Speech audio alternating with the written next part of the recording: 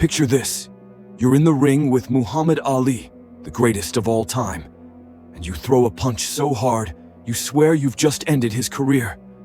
Now imagine saying that out loud, decades later, in front of the whole world. That's exactly what George Foreman just did. And the way he said it, oh, it lit the boxing world on fire. I hit him so hard one time, right about the neck, and I heard him say, He was trying to win a boxing match. I was trying to kill that guy. October 30th, 1974. Kinshasa, Zaire, now the Democratic Republic of the Congo. This wasn't just a fight, it was a cultural earthquake.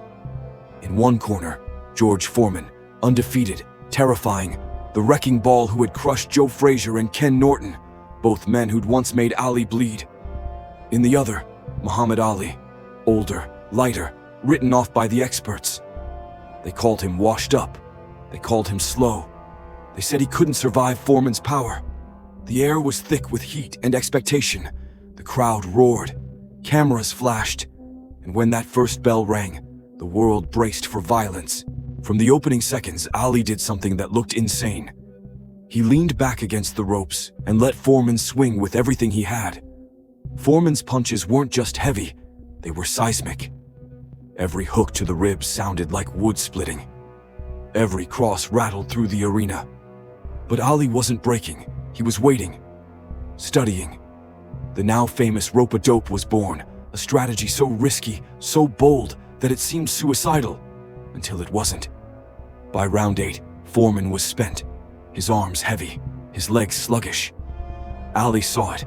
He came off the ropes with lightning precision, one combination, then another, and the invincible George Foreman hit the canvas. The referee counted him out. Ali, against all odds, was champion again. The fight became legend. But for Foreman, it also became a wound. For years, whispers circled about what really happened that night. Foreman claimed the ring canvas was softer than normal, too soft to plant his feet and unleash his full power. He said the footing felt like quicksand. Some called it an excuse. Others called it sabotage. Then there was the referee's count. Too fast, Foreman insisted. Had he been given a few more seconds, maybe the ending would have been different. Analysts argued for decades, but one truth remained. The loss gnawed at him. And it wasn't just the ring or the ref. Ali's psychological warfare had done its damage long before the fight. He called Foreman slow, robotic. He mocked him in public, laughed at him in press conferences, turned him into the villain before a single punch was thrown. Even the crowd in Zaire wasn't on Foreman's side. Their chants of Ali, Bomaye, Ali, kill him, were deafening. Foreman had expected adoration. Instead, he felt isolation. Alone in the ring, he wasn't just battling Ali. He was battling an entire nation's love for the greatest. For years, Foreman couldn't let it go. He wanted a rematch. He avoided watching the fight.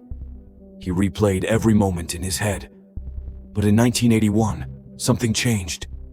When a reporter asked him, point blank, what happened in Africa, Foreman dropped the excuses. I lost. He beat me.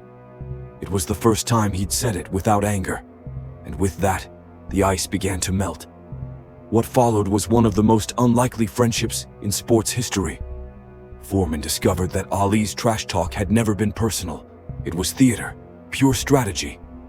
And the more he thought about it, the more he admired the genius of what Ali had done in Kinshasa. By the 1990s, they weren't rivals anymore. They were brothers.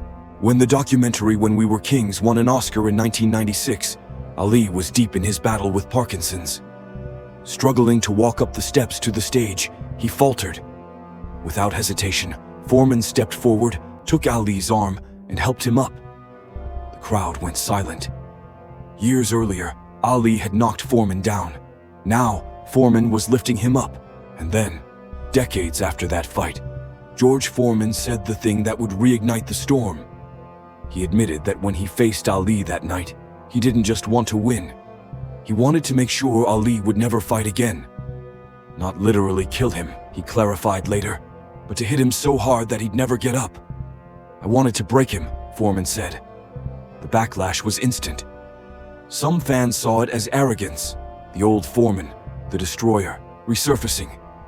Others saw honesty, a raw glimpse into the mind of a young champion drunk on his own power.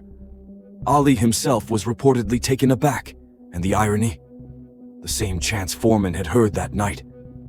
Ali, kill him, were exactly what the crowd had wanted Ali to do to him. In the end, Foreman's plan backfired spectacularly. He had walked into that ring intent on breaking Muhammad Ali, only to be broken himself. But that moment, the defeat, the humiliation, became the foundation of his transformation. Over time, the bitterness dissolved.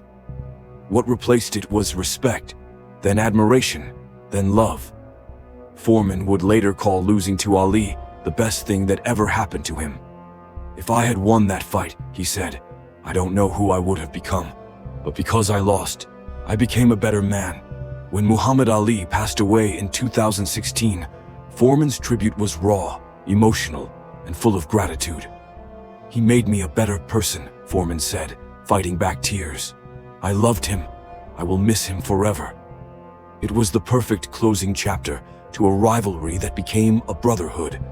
Proof that sometimes your greatest opponent becomes your greatest friend. If this story got your heart racing, imagine what's coming next. Hit like and subscribe Hollywood Pulse News and stay in the loop.